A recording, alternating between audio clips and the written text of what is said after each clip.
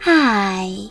In front of me is Lenovo Tab M7 and today I would like to show you how you can reset font on this device.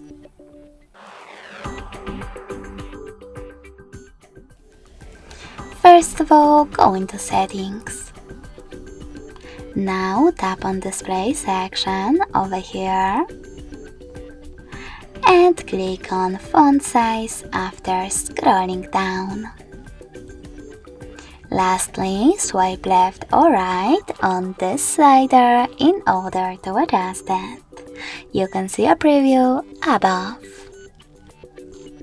When you're ready, click on the back button and as you can see, size of my text has changed.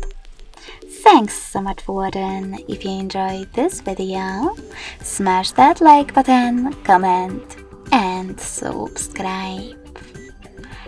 Bye!